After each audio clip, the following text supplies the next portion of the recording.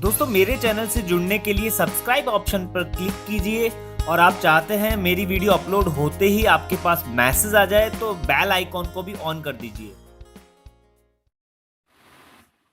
नमस्कार दोस्तों, मैं अमित कूदवाल आप लोगों का स्वागत करता हूं मेरे चैनल में। और जितना आप लोगों ने मुझे सम्मान दिया है और जितना आप पसंद कर रहे हैं कुंडली टॉपिक को, ये वास्तव में मतलब काबिले तारीफ है, क्योंकि बहुत टिपिकल टॉपिक है और जिस तरह के क्वेश्चंस मेरे पास आ रहे हैं इसके हिसाब से बिल्कुल ये चीज क्लियर है कि आपको हर चीज समझ में आ रही है।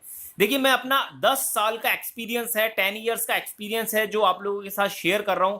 मैंने मतलब हजारों कुंडलियां देखी है, बहुत से ज्योतिष विज्ञान के अंदर बुक्स पढ़ी है, बहुत से मेरे गुरुजन्स हैं जिनपे अलग अलग टॉपिक्स पर मैंने रिसर्च करी है, क्रॉस टैली करी है, और उसके आधार पर जो एक सार है, एक निचोड़ है, वो मैं आपके सामने रख रहा हूं।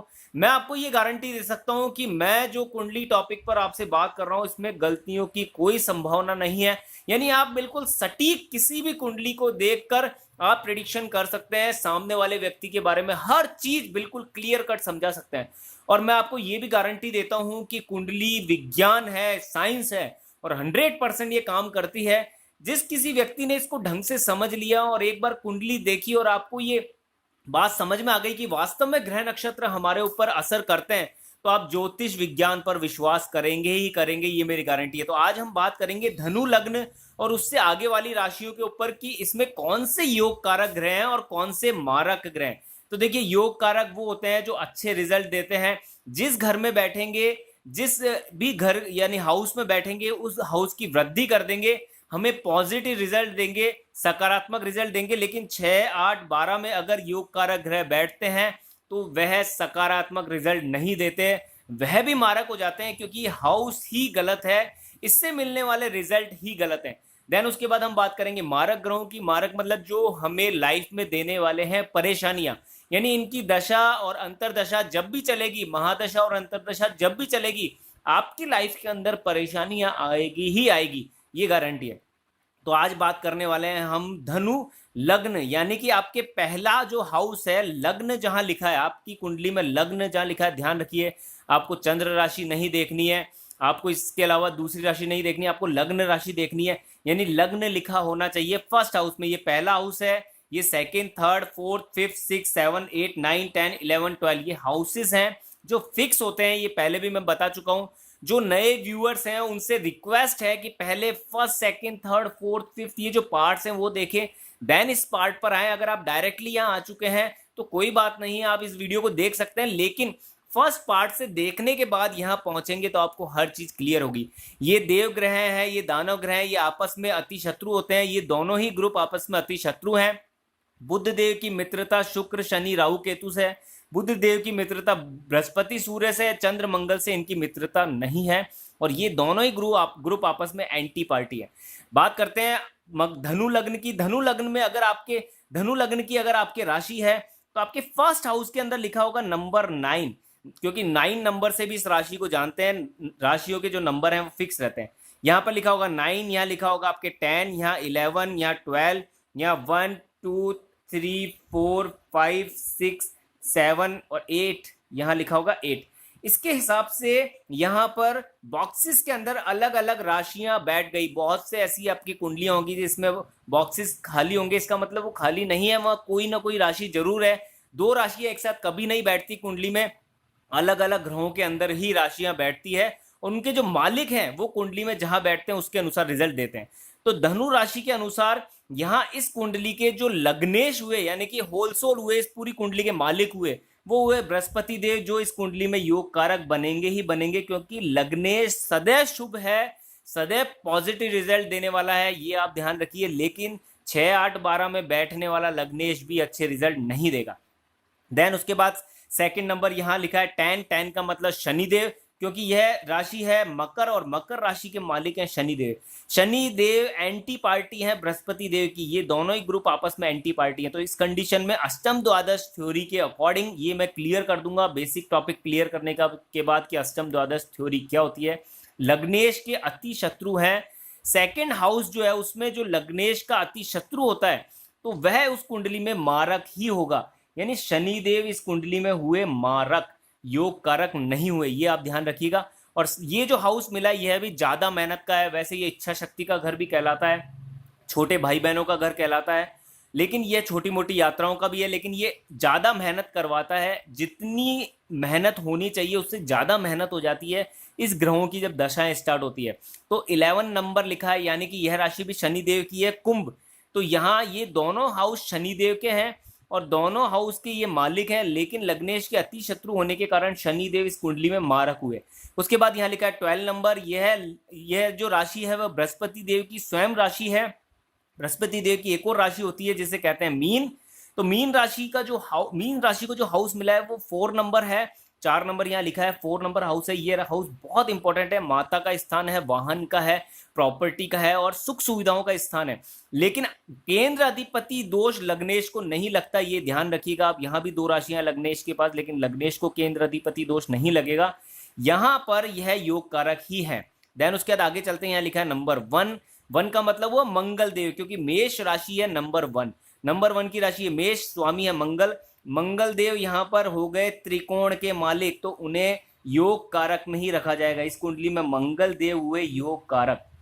मंगल देव के बाद बात करेंगे हम, यहाँ पर मंगल देव को एक हाउस और मिला है, वो है यहाँ पर 8 नंबर लिखा है, यानी ये भी मंगल देव की राशि है वृश्चिक। ये लिखा है यहाँ पर वृश्चिक, लेकिन ये हाउस अच्छा नहीं है, अच्छे हाउस में नहीं आता है, लेकिन फिर भी योग कारक इसलिए हुए क्योंकि वह एक त्रिकोण के मालिक हैं, एक पावरफुल हाउस उनके हाथ में है, तो इसका उन्हें दोष नहीं लगेगा। देन उसके बाद यहाँ लिखा है 2 नंबर। 2 नंबर का मतलब हुआ यहाँ पर लग्नेश जो है उनके एंटी पार्टी में यह आ गए, क्योंकि यह हाउस ही अच्छा नहीं है। और ये जो हाउस में जो राशि बैठी है वह है शुक्र देव की, जिसे कहते हैं वृष राशि।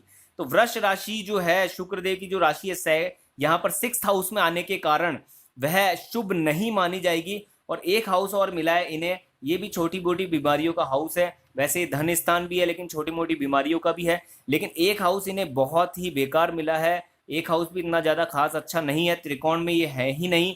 इस कंडीशन के अंदर यह इस कुंडली में हुए मारक, शुक्र देव इस कुंडली में मारक ग्रहों में आएंगे। देन इसके बाद हम बात करते हैं, 3 नंबर लिखा है। 3 नंबर यानी कि बुध देवता।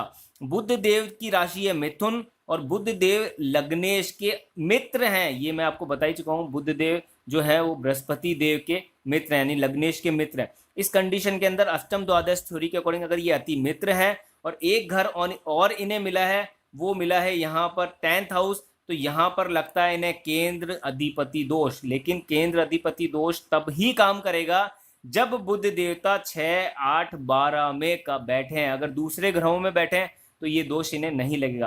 तो यहाँ पर हम बुध देवता को बीच में बैठा देते हैं, क्योंकि इन्हें अगर केंद्र अधिपति दोष लगता है तो ये मारक ग्रहों में आएंगे, और अगर केंद्र अधिपति दोष नहीं लगता यानी कि 6, 8, 12 के अलावा 3 नंबर का हाउस भी इसमें इंक्लूड है, 3, 6, 8, 12 ये 4 हाउस में अगर बुध देव बैठते हैं किसी लग्न कुंडली में तो केंद्र अधिपति दोष उन्हें लगता है और वह मारक ग्रहों में आएंगे। अगर इसके अलावा कहीं भी बैठे हैं तो वह योग कारक ग्रहों में आएंगे।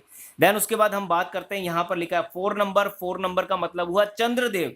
चंद्रदेव जो है कर्क राशि के मालिक हैं, वो अति मारक यानी कि बहुत ही बेकार हाउस में बैठे हैं, इस कारण से अति मारक कहलाएंगे। चंद्रदेव भी इस कुंडली में हुए मारक, योग कारक नहीं हुए, जबकि वह लग्नेश के मित्र हैं, फिर भी वह इस कुंडली में अच्छे रिजल्ट नहीं देंगे, सदैव परेशानी देंगे, काम में अटकलें लगाएंगे यानी कि रुकावट क्रिएट करेंगे। इसके बाद 5 नंबर लिखा है, भाग्य स्थान में 9 नंबर का हाउस है ये, और सूर्य देव को 5 नंबर यानी कि सूर्य देव, क्योंकि 5 नंबर की राशि है सिंह, तो सूर्य देव इसके मालिक है। भाग्य स्थान इन्हें मिला है, पिता का स्थान, भाग्य स्थान, धर्म में रुचि, ये 3 चीजें इस हाउस से देखी जाती है। तो सूर्य देव इस कुंडली में योग कारक हुए, अति योग कारक। देन उसके बाद 6 नंबर के बारे में बता चुका हूँ, 7 नंबर के बारे में बता चुका हूँ, ये शुक्र देव की राशि है, ये बुध देव की है और ये मंगल देव की है, तीनों के बारे में बता चुका हूँ। तो इस कुंडली में योग कारक ग्रह हुए बृहस्पति, मंगल और सूर्य। अगर अच्छे घरों में बैठे हैं, डिग्री अच्छी है, तो 100% पॉजिटिव रिजल्ट देंगे, आपको कहीं से कहीं ले जाएंगे उठा के, आपकी लाइफ में जो राजयोग है वो बना देंगे। देन उसके बाद शनि, शुक्र, चंद्र जब भी अपनी दशाएं महादशाओं में एंट्री लेंगे तब समझ लीजिए वह आपको परेशान करेंगे, परेशानी क्रिएट करेंगे आपकी लाइफ के अंदर। जिस हाउस में बैठेंगे उससे रिलेटेड जो रिजल्ट मिलने हैं उसमें परेशानी क्रिएट करेंगे, मान लीजिए कि रुकावट क्रिएट करेंगे। बात करते हैं दोस्तों इसके बाद ये मैं आपको क्लियर कर चुका हूँ। बात करेंगे हम लोग मकर लग्न के बारे में। तो मकर लग्न की जो राशि है उसके बारे में मैं आपको सारी चीजें बता देता हूँ। दोस्तों, अगर आपकी मकर लग्न की कुंडली है, यानी कि आपके लग्न के अंदर ही 10 नंबर लिखा है, तो समझ लीजिए मकर लग्न है, यानी लग्नेश हुए शनिदेव। यहाँ लिखा है 10, यहाँ 11, यहाँ 12, यहाँ लिखा 1 2 3 4 5 6 7 8 और 9। अगर इस तरह से आपकी लग्न कुंडली में नंबर्स लिखे हैं तो समझ लीजिए आपकी जो कुंडली है वो मकर लग्न की है, यानी कि इस कुंडली के लग्नेश होलसोल जो है वो यहाँ पर है शनिदेव। तो शनिदेव खुद अगर इस कुंडली के लग्नेश हैं तो वह तो 100% शुभ होंगे ही होंगे। शनिदेव इस कुंडली के मन गए योग कारक। जब भी अपनी दशा अंतरदशा में एंट्री लेंगे आपके लिए पॉजिटिव रिजल्ट्स ला देंगे लाइफ के अंदर। लाइफ सकारात्मक कर देंगे, लाइफ में पॉजिटिव काम होने स्टार्ट हो जाएंगे, तरक्की होनी स्टार्ट हो जाएगी, सक्सेस मिलेगी आपको। देन उसके बाद यहाँ लिखा है 11 स्वयं राशि है, क्योंकि मकर के बाद कुंभ भी शनिदेव की राशि है। तो सेकंड हाउस में ना अष्टम थ्योरी लागू हो रही है, द्वादश थ्योरी लागू ही नहीं होती, क्योंकि शनिदेव तो योग कारक ही है। देन उसके बाद यहाँ लिखा है 12 नंबर। 12 नंबर ये हाउस ज्यादा मेहनत का है, इसे अच्छा हाउस इतना ज्यादा नहीं माना जाता है, सम हाउस आप इसे मान सकते हैं। बृहस्पति देव को यहाँ पर मिला है अधिक मेहनत वाला घर। और एक राशि और है बृहस्पति देव की यहाँ पर जो है 9 नंबर। तो 9 नंबर भी अच्छा हाउस नहीं है, बहुत बुरा हाउस है, क्योंकि ये जेल यात्रा तक करा देता है।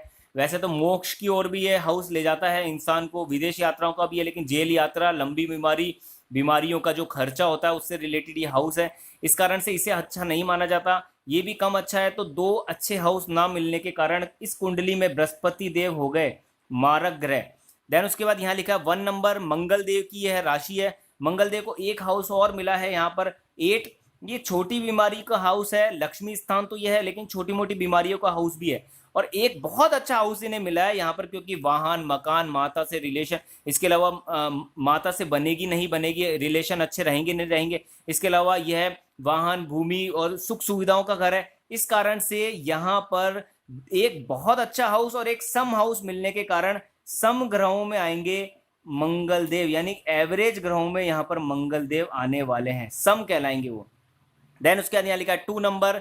यह है यहाँ पर राशि शुक्र देव की, लग्नेश के अति मित्र हैं शुक्रदेव, क्योंकि शुक्रदेव तो दानुओं के गुरु हैं। तो देन उनके बाद एक राशि तो इन्हें मिली है 5वें हाउस के अंदर, और एक राशि हो रहा है 7, यानी कि 7 नंबर यहाँ लिखा है। ये जो हाउस है वो हमारा प्रोफेशन का हाउस है, कौन सा हम बिजनेस करेंगे, व्यापार करेंगे, जॉब करेंगे, क्या हमारा प्रोफेशन क्या होगा उसके अकॉर्डिंग है। तो ये दोनों हाउस बहुत ज़्यादा बेस्ट है, बहुत ज़्यादा इंपॉर्टेंट है, क्योंकि यह तो बहुत इंपॉर्टेंट है, त्रिकोण है और ये भी केंद्र का भाव है। तो इस कारण से शुक्र देव इस कुंडली के अंदर हो गए योग कारक। देन उसके बाद यहाँ पर लिखा है 3 नंबर। 3 नंबर जो राशि है वो कहलाएगी बुध देव की। बुध देव को एक तो नंबर मिला है यहाँ पर बहुत बुरा घर, और साथ साथ में एक मिला है भाग्य स्थान, क्योंकि 6 नंबर राशि भी बुध देव की है, कन्या। तो बुध देव को एक त्रिकोण की राशि मिलने के कारण इस घर का इन्हें बुरा असर नहीं मिलेगा, बुरा प्रभाव इन पर असर नहीं आएगा। तो बुध देव इस कुंडली के हो गए योग कारक, क्योंकि भाग्य स्थान उन्हें मिल गया। देन उसके बाद यहाँ पर लिखा है 4 नंबर। 4 नंबर जो है चंद्रदेव की राशि है, लग्नेश के अति शत्रु, अष्टम द्वादश थ्योरी के अकॉर्डिंग इस कुंडली के अंदर हो गए मारक। चंद्रदेव इस कुंडली में कहलाएंगे मारक ग्रह। आगे बढ़ते हैं, यहाँ पर लिखा है 5 नंबर। 5 नंबर का मतलब हुआ ये सूर्य देव की राशि है, लग्नेश के वैसे भी शत्रु ही है और हाउस भी अच्छा नहीं मिला, तो सूर्य देव भी इस कुंडली के अंदर हो गए मारक। जब भी बृहस्पति चंद्र सूर्य देव की दशा अंतरदशा चलेगी इस लग्न कुंडली में, ये परेशानी क्रिएट करेगी, ये आप ध्यान रखिए। उपाय क्या है, सॉल्यूशन क्या है, वो मैं आपको बता दूंगा। देन इसके बाद यहाँ लिखा है 6 नंबर। मैं बता ही चुका हूँ बुध देव के बारे में, यहाँ पर मैं आपको शुक्र देव के बारे में बता ही चुका हूँ, मंगल देव के बारे में बता ही चुका हूँ, बृहस्पति देव के बारे में बता ही चुका हूँ। तो यहाँ पर योग कारक ग्रह बने शनि शुक्र बुध, और मारक ग्रह बने बृहस्पति चंद्र सूर्य, और सम ग्रह बने यहाँ पर मंगल देव। क्योंकि एवरेज प्लेनेट इसलिए बने क्योंकि वैसे तो लग्नेश के अति शत्रु हैं, लेकिन एक हाउस बहुत अच्छा है और एक एवरेज होने के कारण ये समग्रह हो गए, यानी कि अपनी जो दशा अंतरदशा में अगर अच्छे घर में बैठेंगे तो अच्छे ही रिजल्ट देंगे, और किसके साथ युति बनाकर बैठे हैं उसके अकॉर्डिंग रिजल्ट देंगे। तो दोस्तों ये कुछ इंफॉर्मेशन थी यहाँ पर धनु राशि और मकर राशि के बारे में, कि ये आपकी कुंडली में योग कारक है या मारक। 100% ज्योतिष हर इंसान पर असर करती है, इस चीज को मान लीजिए। जब ज्योतिष में अच्छे ग्रहों की महादशाएं और दशाएं आती है तो वो इंसान, जमीन पर बैठा इंसान भी राजा की तरह बन जाता है। यानी कि छोटा मोटा कारोबार करने वाला इंसान भी बड़ा बिजनेसमैन बन जाता है। और उस समय आपको पता है कि आपका ग्रह अगर डिग्री वाइज कम है और अगर आपने उसकी डिग्री को इंक्रीज कर लिया, प्रॉपर वे में आपने काम करा, आपकी ज्योतिष के अनुसार आपने काम करा, तो 100% आपको लाइफ में सक्सेस होने से कोई नहीं रोक सकता। आप एक सफल इंसान बनकर रहेंगे रहेंगे। मैं चाहता हूं ये जो ज्योतिष विज्ञान है, देखिए ज्योतिष विज्ञान पर मुझे विश्वास क्यों हुआ समझ लीजिए। बेसिकली मैं साइंस मैथमेटिक्स का स्टूडेंट हूं। किसी भी चीज को बिना लॉजिकली समझता ही नहीं हूं। लॉजिक जब तक नहीं होगा तब तक मेरे पास वो चीज ना तो आएगी ना मेरे समझ में आने वाली है। तो देखिए, मैंने जब इस चीज को सुना कि 5000 साल पहले ही ऋषि पाराशर जी ने इस कुंडली विज्ञान को एक बुक में लिख दिया था। यानी आप सोच कर देखिए, जिस समय किसी भी इंसान को ये पता ही नहीं कि ये ग्रह नक्षत्र है, ना टेलीस्कोप था, ना किसी ग्रह को देखा जा सकता था, उस समय इन्होंने सभी ग्रहों के बारे में लिख दिया। उनकी स्पीड लिख दी कि कितने समय में ये सूर्य के चारों ओर चक्र लगाते हैं। उनको अंश वाइज डिवाइड कर दिया, उनकी दूरी यानी डिग्री आदि सब लिख दी। बहुत इंपॉर्टेंट बात है, ये सोचने पर मजबूर कर देगी हर इंसान को कि ज्योतिष विज्ञान पर अगर आपने विश्वास नहीं करा, हमारे ज्योतिष विज्ञान भारत की जो देन है उस पर आपने विश्वास नहीं करा, तो 100% आप किसी भी चीज पर, दुनिया की किसी चीज पर विश्वास नहीं कर सकते, ईश्वर या किसी भी चीज पर। मतलब मैं बोल रहा हूं, अगर आप साइंस पर विश्वास नहीं कर सकते तो फिर आप किसी पर भी विश्वास नहीं कर सकते। ये तो 100% साइंस है, इसलिए यूनिवर्सिटी तक ने इसको ऑथेंटिक माना है, यानी कि इसको अप्रूवल दिया है। बाकायदा इसके कोर्स होते हैं, डिग्री कोर्सेज होते हैं। ये अंधविश्वास नहीं है, ये प्रॉपर वे में बना हुआ साइंस है, विज्ञान है। मैं आपको गारंटी देता हूं, अगर इस हाउस के अंदर कोई बुरे ग्रह बैठे हैं, 1 या 2 या 3 बुरे ग्रह बैठे हैं, यानी कि मारक ग्रह बैठे हैं, और इस ग्रह में बैठ गए और वो मारक भी हो गए, और उस कंडीशन के अंदर उनकी दशा अंतरदशा चल पड़ी, तो आप उठाकर देख लीजिए उस इंसान का जीवन, उसके शरीर में कोई ना कोई कष्ट आएगा। यानी कोई ना कोई बीमारी, कोई ना कोई परेशानी, कोई ना कोई कष्ट वाली स्थिति उसके जीवन में जरूर आएगी। कोई ना कोई ऐसा पार्ट जरूर एक्टिवेट होगा, रोग, ऋण, शत्रु, दुर्घटना से रिलेटेड कोई ना कोई उसके उस टाइम पीरियड में कोई ना कोई ऐसा असर जरूर होगा। और अगर कुंडली विज्ञान की उसे नॉलेज है तो वो उस चीज से बच सकता है। तो दोस्तों, अगर ये इन्फॉर्मेशन आपको अच्छी लगी है तो लाइक कीजिए। आपका एक छोटा सा लाइक, एक छोटा सा एफर्ट इस वीडियो को ज्यादा से ज्यादा लोगों तक पहुंचा सकता है, क्योंकि जैसे ही आप लाइक करते हैं यूट्यूब उस वीडियो को फैलाना स्टार्ट कर देती है, ज्यादा से ज्यादा लोगों के सामने शो करना स्टार्ट कर देती है। शेयर कीजिए अपने दोस्तों और रिश्तेदारों के पास इस नॉलेज को, जिससे उनका भी भला हो सके। उसके माध्यम आप बनेंगे तो आपका भी भला होगा। और सब्सक्राइब कीजिए मेरे चैनल को अगर आप नए व्यूअर हैं। मैं आपको ए से लेकर जेड तक वो हर इंफॉर्मेशन दूंगा बिल्कुल निशुल्क, जिसके लिए लोग 10-20 हज़ार 50 हज़ार तक खर्च कर देते हैं। 1 रुपया नया पैसा आपको कोई खर्चा नहीं करना है। सारी इंफॉर्मेशन यहाँ पर फ्री ऑफ कॉस्ट है। ज्योतिष विज्ञान की सभी इंफॉर्मेशन आपको फ्री में मिलेगी मेरे इस चैनल पर। तो दोस्तों, मिलते हैं नेक्स्ट वीडियो में। Okay, thank you.